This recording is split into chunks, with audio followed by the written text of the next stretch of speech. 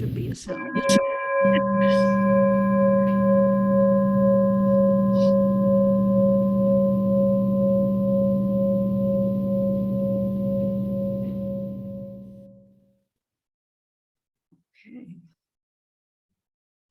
Welcome. Thank you for joining us for this live stream Sunday service of the Unitarian Universalist Fellowship of Northfield. My name is Katie Gillespie, and I've been a member at UUFN for 3 years. UUFN is an inclusive community that nurtures spiritual and intellectual growth and fosters ethical and social responsibility. We're grateful to be gathering both online and in person today, and we extend a warm welcome to everyone both on Zoom and in the sanctuary. If you are a visitor, we're glad you're with us, and we invite you to stay after the service to get acquainted.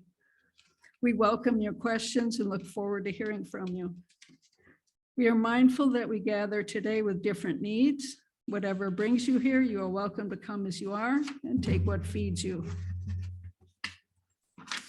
Please know the technical difficulties may arise, yet we offer our best efforts, not with the goal of perfection, but to allow us to connect with one another while keeping our community safe.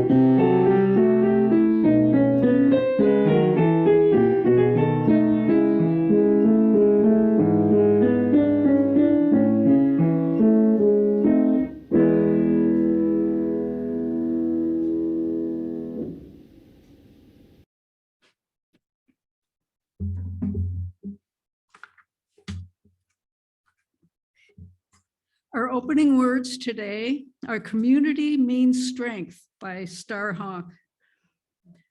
We are all longing to go home to some place we've never been, a place half remembered and half envisioned. We can only catch glimpses of it from time to time. Community. Somewhere there are people to whom we can speak with passion without having the words catch in our throats. Somewhere a circle of hands will open to receive us. Eyes will light up as we enter. Voices will celebrate with us whenever we come into our own power. Community means strength that joins our strength to do the work that needs to be done. Arms to hold us when we falter. A circle of healing, a circle of friends. Some place where we can be free. Come, let us worship together.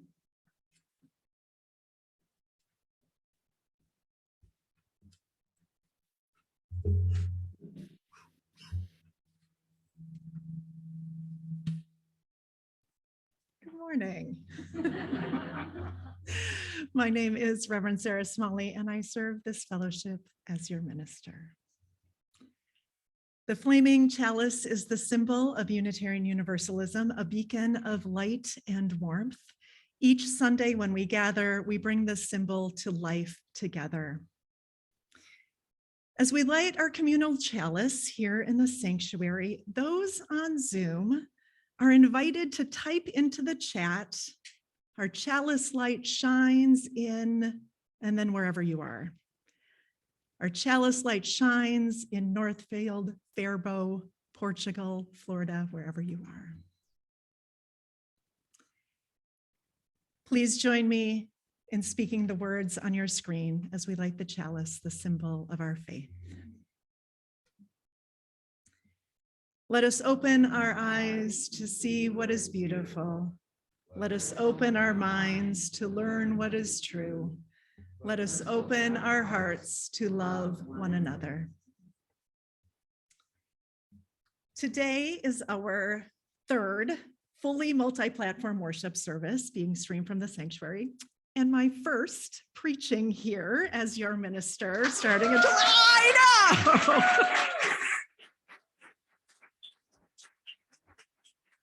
Woo. We know that there is a lot of pain and heartache in this room and in this world. We do not deny that reality. And this is a joyful day.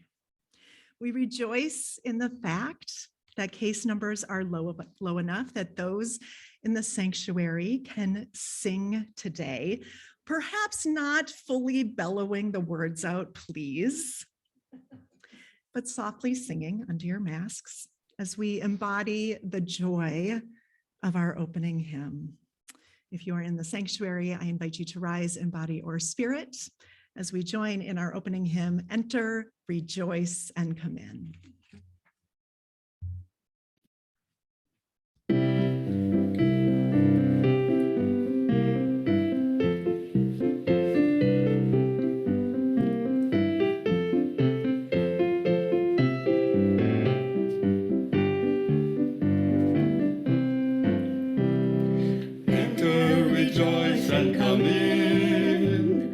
Enter, rejoice, and come in. Today will be a joyful day. Enter, rejoice, and come in. Open your ears to the song.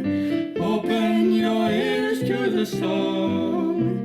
Today will be a joyful day. Enter, rejoice, and come in. Open your hearts, everyone. Open your hearts, everyone. Today will be a joyful day. Enter, rejoice, and come in. Don't be afraid of some change. Don't be afraid of some change. Today will be a joyful day. Enter, rejoice, and come in. Enter, rejoice, and come in. Enter, rejoice, and come in. Today will be a joyful day. Enter, rejoice, and come in.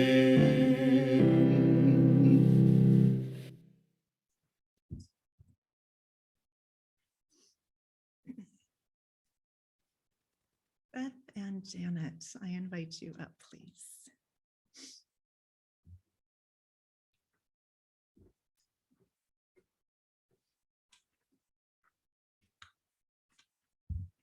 Good morning. I'm Janet Scannell, and this is my wife, Beth Goodell, and we have been coming here 9 years, I think.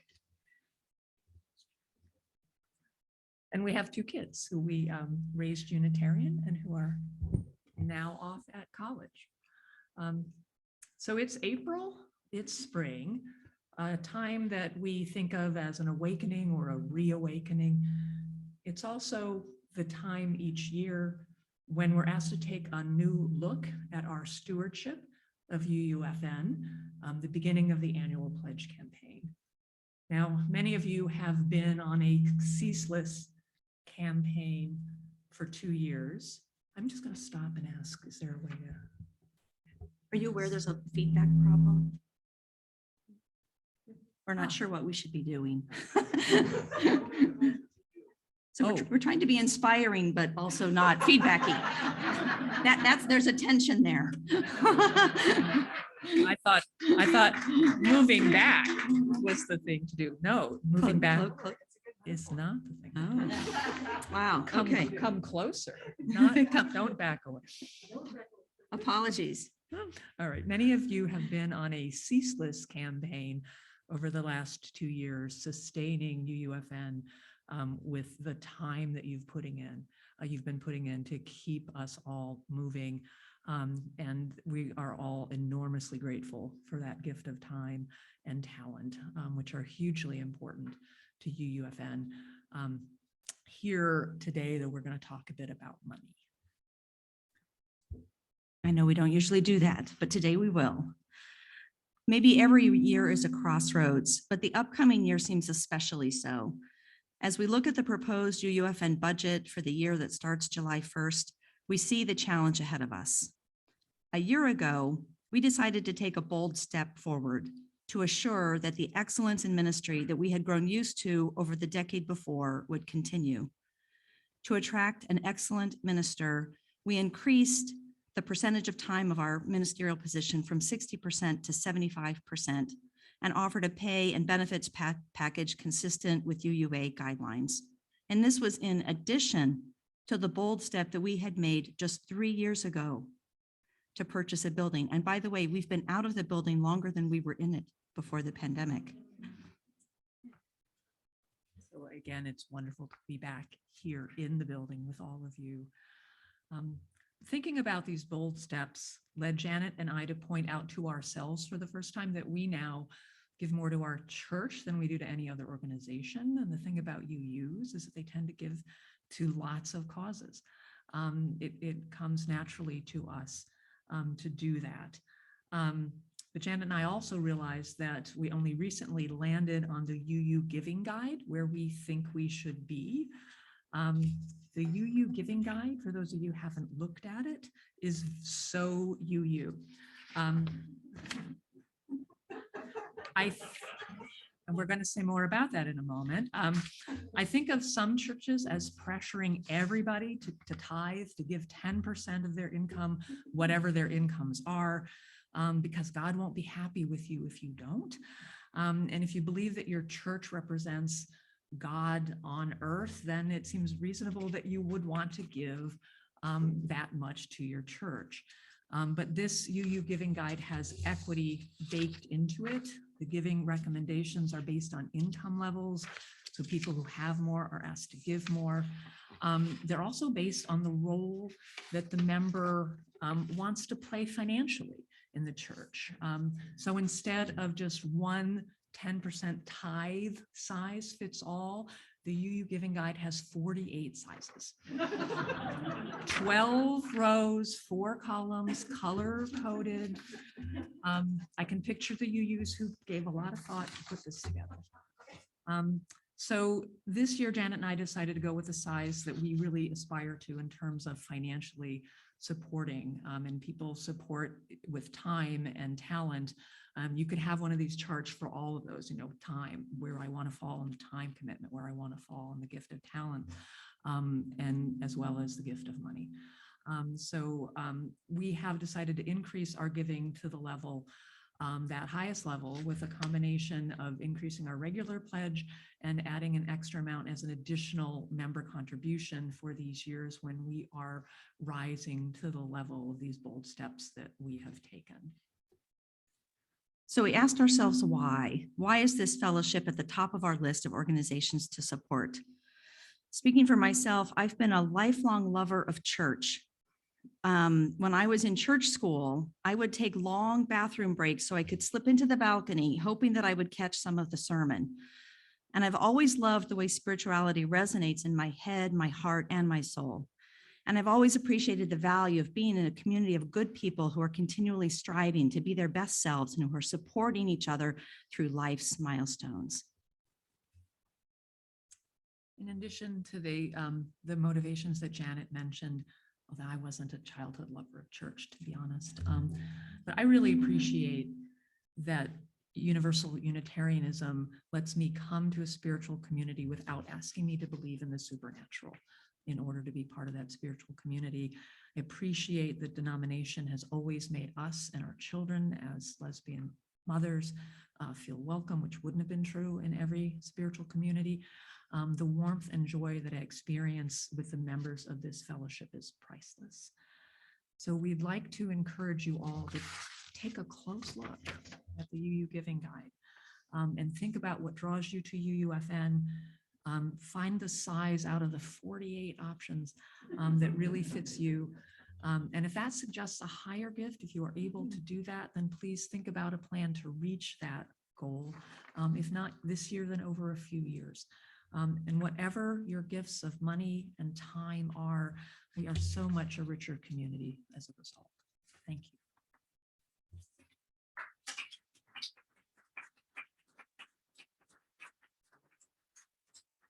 Thank you, truly. Each week we gather, we carry the sorrows and the celebrations of our own lives. If you have a joy or a sorrow you would like to, and you're on Zoom, that you would like to share with the group, you can type it into chat and I will read it aloud for all those listening. I will also read aloud the joys and sorrows written on note cards in the sanctuary. If anyone didn't get theirs up to me yet, you can sneak it up here now.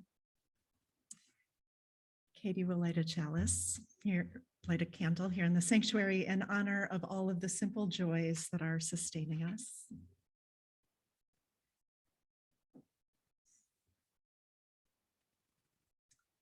She will light another candle in honor of the sorrows and hardships we might be carrying.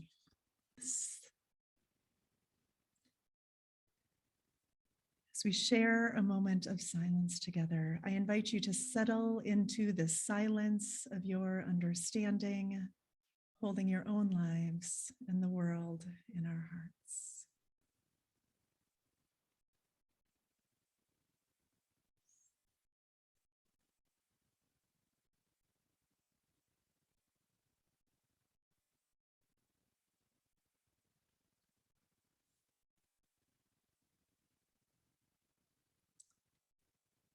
For All That Is Our Life by Liz Weber.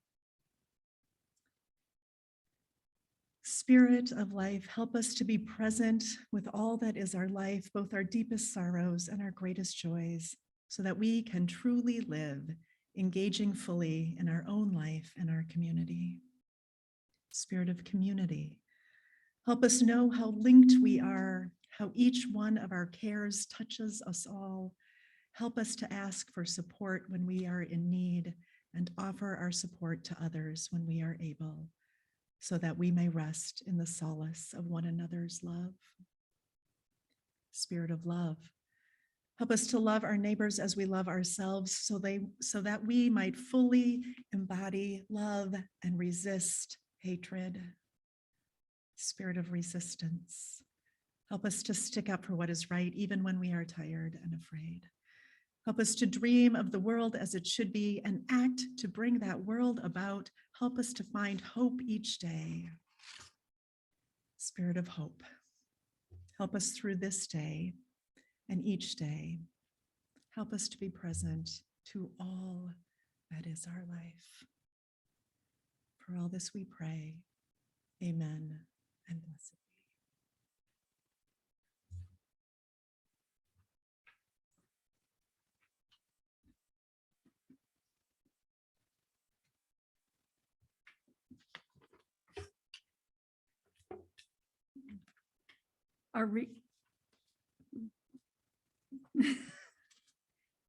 Our reading today is The Parable of the Trapeze by Danon Perry.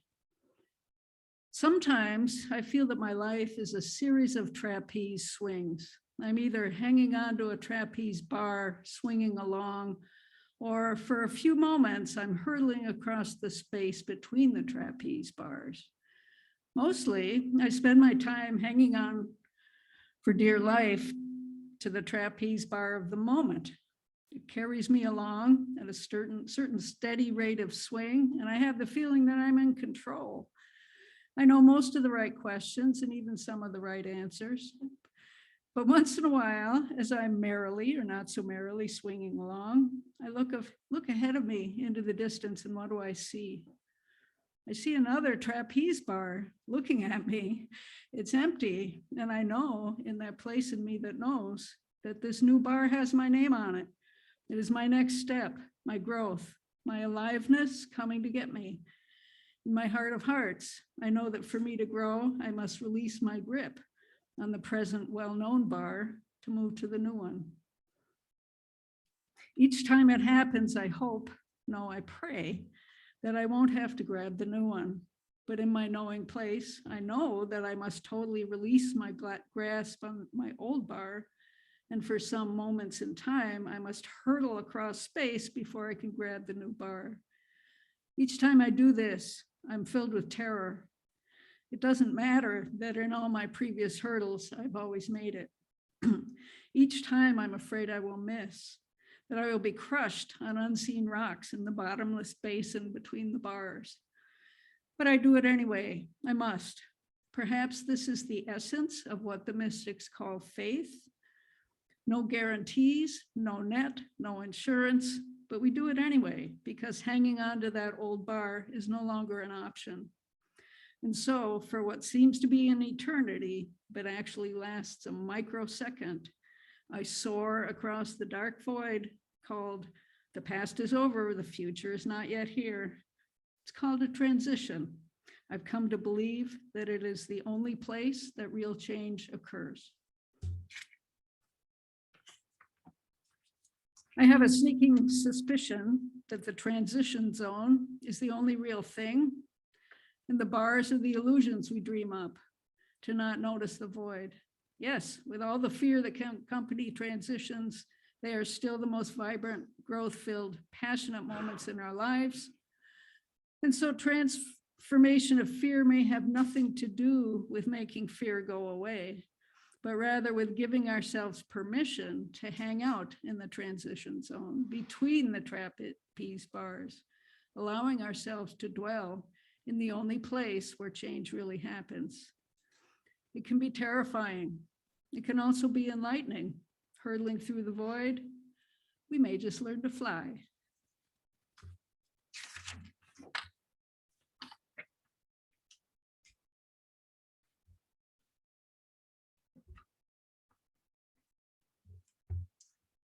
Each time I'm hurling through the unknown space between trapeze bars, Danon Perry says, each time I'm afraid I will miss, that I will be crushed on unseen rocks in the bottomless basin between the bars, but I do it anyway, I must.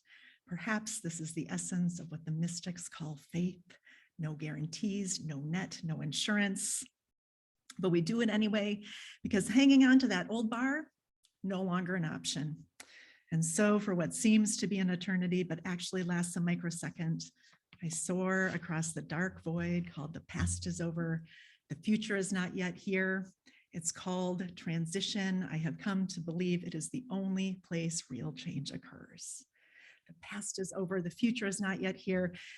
And this leap of faith is the only place that real change occurs.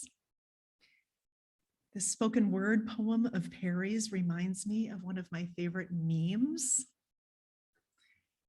This meme is a picture of the cartoon animal, Wile E. Coyote, running off the edge of a cliff in midair with the cliff behind him, nothing beneath his feet, face captured at the moment of recognition that gravity is about to take over. And the text reads, "This is what an authentic spiritual awakening really looks like." Oh, yeah, that feeling when circumstances and momentum have carried me to a particular moment and I'm doing great. And then an awareness that things are changing. Don't be afraid of some change, our opening hymn said, but that's hard when change makes me feel like I'm losing my footing and I'm heading for a free fall.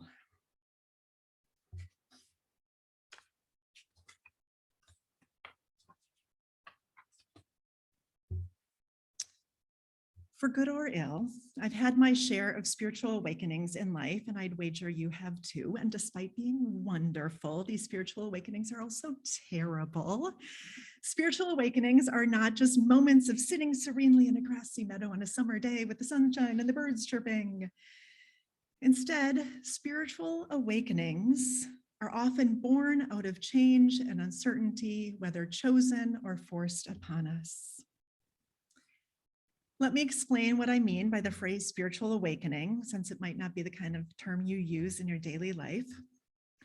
Awakening is a common experience in many religious traditions. Parables in the Christian scriptures often speak of the imperative to awaken from your slumber and not fall back asleep.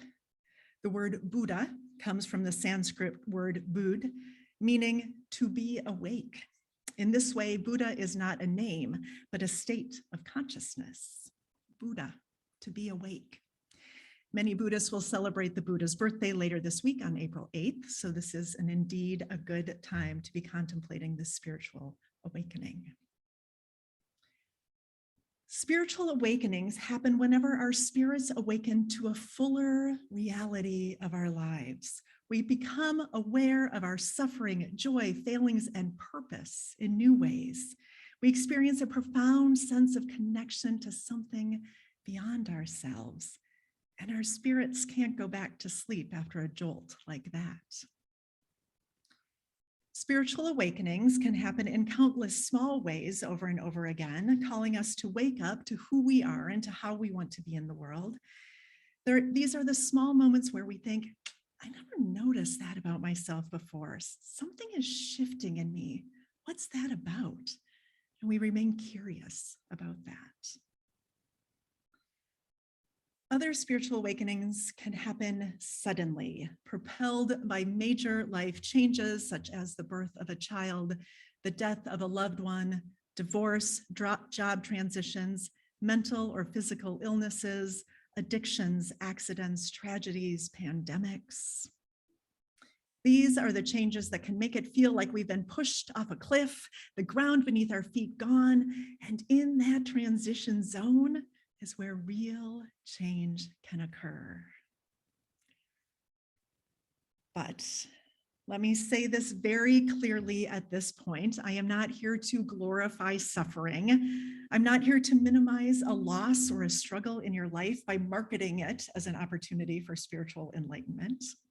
If all you're able to do right now is survive, that is exactly what you should be doing. I'm reminded of this story told by author Jeff Foster. Once at a conference, I watched a spiritual teacher addressing a grieving woman whose beloved had just died. Her world had collapsed. An old reality had shattered. She said, "My heart is broken and raw." The spiritual teacher told her, "Your heartbreak is the activity of a separate self, and therefore your heartbreak is an illusion based on ignorance. When the separate self divides, there will be no more suffering. In that awareness, there is no death." He told this woman whose heart was shattered by loss, that she simply needed to wake up. At that moment, Foster reflects, I saw a deep sickness and inhumanity at the heart of much of our contemporary spirituality. The invalidation and shaming of trauma, the false promises, the power games, this makes our grief a sign that we are not spiritually awakened enough. Friends, Foster concludes, if this is spiritual awakening, I simply have no interest. This story feels like the liberal religious equivalent of God doesn't give you more than you can handle. Minimizing pain with platitudes isn't the point of a spiritual awakening. The goal of a spiritual awakening is not to transcend this world, but to live more fully in it, knowing we are a part of the miracle and held by the mystery that surrounds us. I'm imagining again that Wile E. Coyote meme, and I want to add this to it. Him, still midair and ready to fall, still with the words, "This is what an authentic spiritual awakening looks like," but now also holding a sign that says, "Help. Help." In one sense, it is a sacred charge. Go help the world. What good is a spiritual awakening if it is not propelling you to help the world? Find your purpose, be of use. But it's also a vulnerable word. Help. Help me. I need help. It can feel like a vulnerable word because it's really saying, here's the real me with no pretense or pain. And that's vulnerable because when our real selves are in plain view, we can get hurt. As Brené Brown says, in a world where perfectionism, pleasing, and proving are used as armor to protect our egos and feelings, it takes a lot of courage to show up and be all in when we can't control the outcome. Vulnerability is not oversharing. It's sharing with people who have earned the right to hear our stories and our experiences. Vulnerability is not weakness. It is our greatest measure of courage. Sometimes all we can do and the best thing we can do is signal we need help and have faith our community will be there to catch us. For example, last week I went on a solo retreat to a tiny cabin up north. I was going to journal, meditate, reconnect with beauty, hike through the North Woods, read even more Brené Brown. I was going to have a spiritual awakening. But then the weather was terrible. It was 33 degrees. It was pouring rain. Hiking trails were so muddy. They were totally impassable. There wasn't a comfortable place to sit in my tiny cabin. I was cranky. I was struggling. I told myself there were lessons to be learned in the rain and the mud, and I needed to tough it out. And while that's probably true, that there were lessons that could be learned in the rain and the mud, one of my main spiritual lessons right now is that spiritual lessons don't have to always be miserable. Drudgery and obedience to what I think I should do isn't always the best way to honor my soul. So I raised my metaphorical help sign and I went home early and I cried with my friends and allowed people to care for me instead of toughing it out on my own. My spiritual awakening wasn't found in the North Woods this time. It was found in relationship. This experience changed me. It wasn't just going over the cliff that was the spiritual awakening. It was being able to talk about it with people who simply and deeply listened. My hope for UUFN is that this is a place where we can say, help, where we can invite others in to witness our deepest struggles and our biggest questions, and also where we can say, help me celebrate. This joy is too big to keep to myself. I want UUFN to be a place where when someone says help, the rest of us say, we got you. We got you. You're not alone. How can I help? Because I don't think that meme is true only for individual spiritual awakenings. It's not just about individual leaps across the void. It's the leap of faith we take together. It's awakening more and more fully to the promise and the potential of UUFN and believing in its values and mission so deeply that when the finance committee says, will you help ensure UUFN has the resources it needs in order to fill its mission? You say, I got you.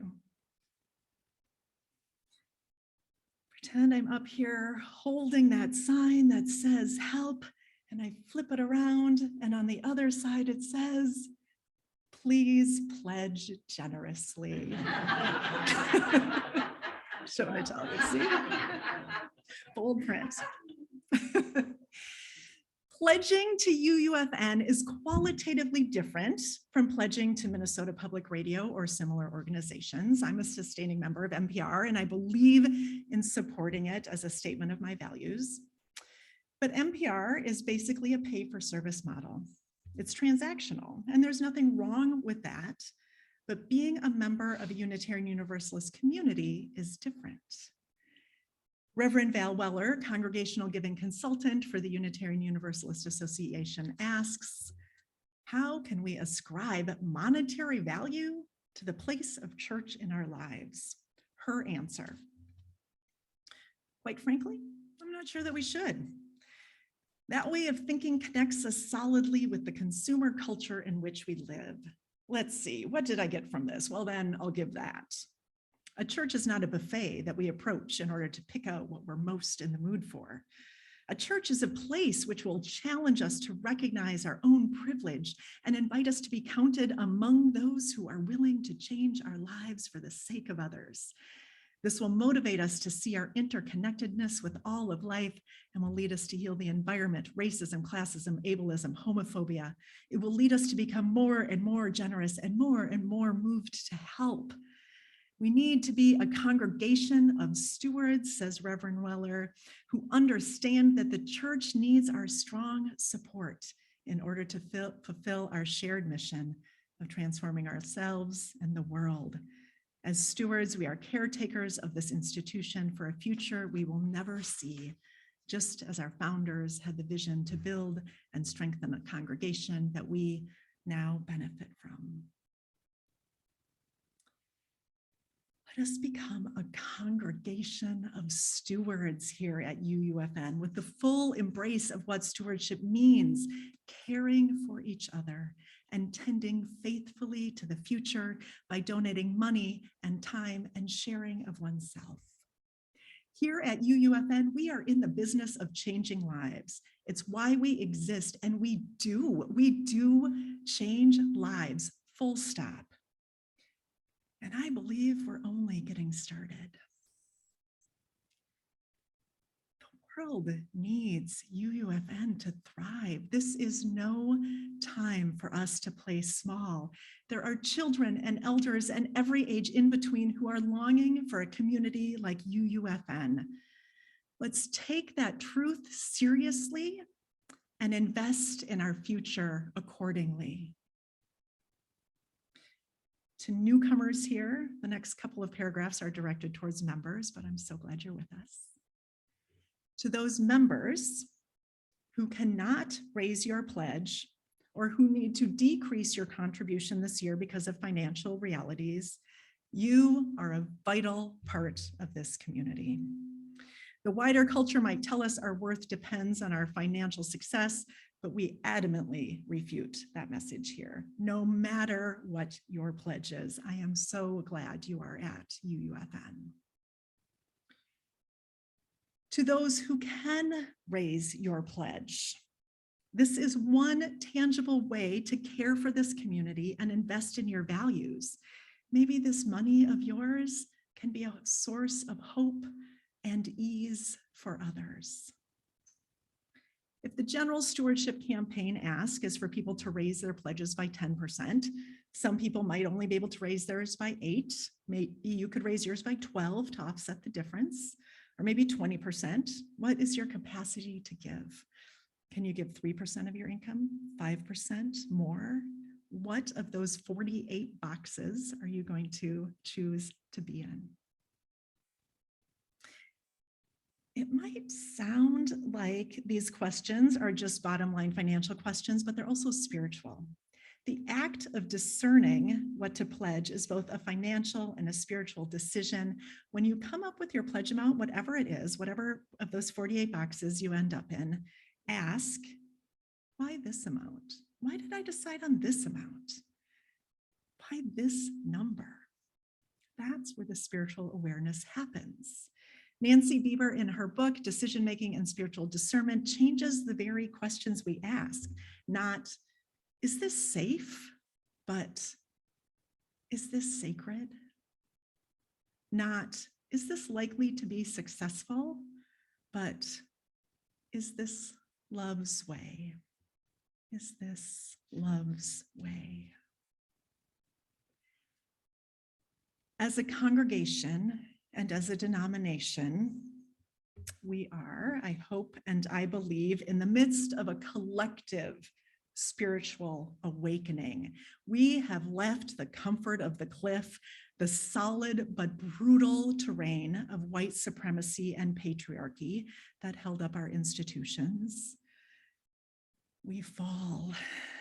It would be lovely if we could just magically alight as a denomination in the verdant promised land of the beloved community. But more likely, we'll tumble and struggle and lose our way, and there will be rocky terrain to cross. and we leave no one behind, and therefore will need to pay attention to who is leading. In the words of Reverend Leslie Takahashi, on the brink. All that we have ever loved and all that we have ever been stands with us on the brink of all that we aspire to create. A deeper peace, a larger love, a more embracing hope, a deeper joy in this life we share. All that we have ever loved and ever been stands with us here on the brink of all that we aspire to create. When we take a leap of faith, we just may learn how to fly. May it be so. I invite those in the sanctuary to rise in body or spirit for our hymn of affirmation, number 1028, Fire of Commitment.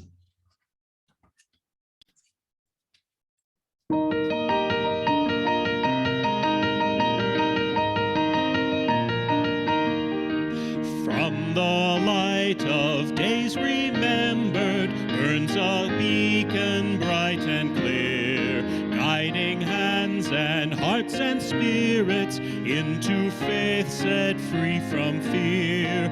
When the fire of commitment sets our mind and soul ablaze, when our hunger and our passion meet to call us on our way, when we live with deep assurance of the flame that burns within, then our promise finds fulfillment and our future can begin.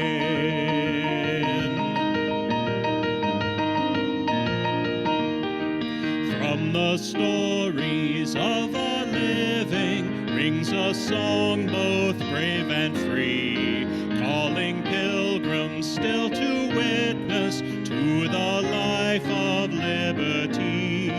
When the fire of commitment sets our mind and soul ablaze, when our hunger and our passion meet to call us on our way, when we live with deep assurance of the flame that burns within, then our promise finds fulfillment and our future can begin.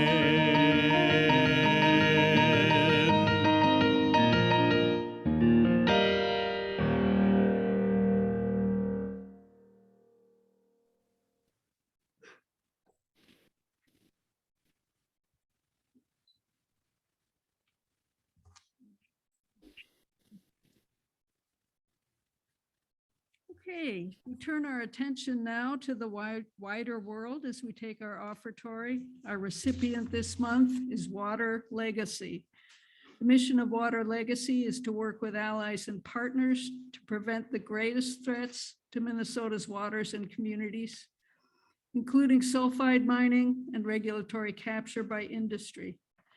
Water Legacy's values include human health, environmental health and justice, respect for tribal rights, rulings guided by science and law, not politics, and a sustainable world, 7 generations into the future. You may contribute right now online by going to our website, uunorthfield.org, clicking on the yellow donate button on the right-hand column, and then selecting share the plate. Or you can mail a check made payable to UUFN with offering basket written on the memo line. Separate checks marked UUFN pledge are also welcome. If you are at our church building, please put cash or a check, again made out to UUFN with offering basket on the memo line in the basket. As always, thank you for giving as you are able.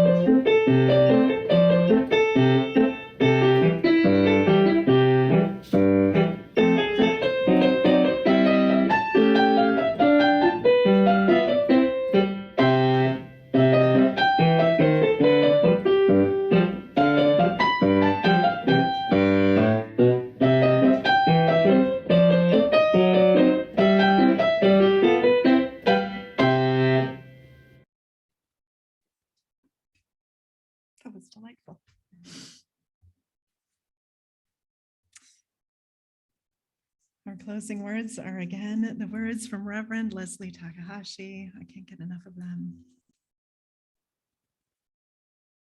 Here we are on the brink. All that we have ever loved and all that we have ever been stands with us on the brink of all that we aspire to create. A deeper peace, a larger love, a more embracing hope, a deeper joy in this life we share. May we go forth today creating peace, love, hope, and joy in our days and in our world. I invite everyone here in the sanctuary to gather in a wide circle as we prepare for our final hymn, Spirit of Life.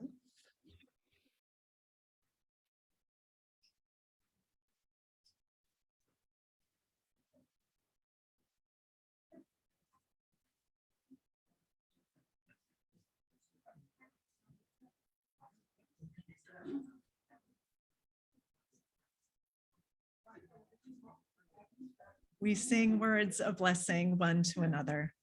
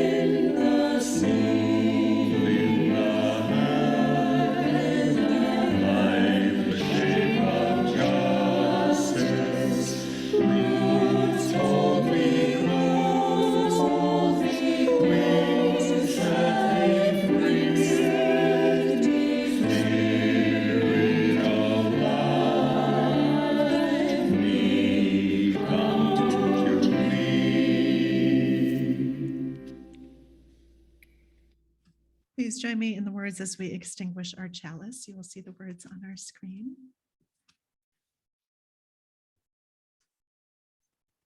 We extinguish this flame, but not the light of truth, the warmth of community, or the fire of commitment. These we carry in our hearts until we are together again. Go in peace.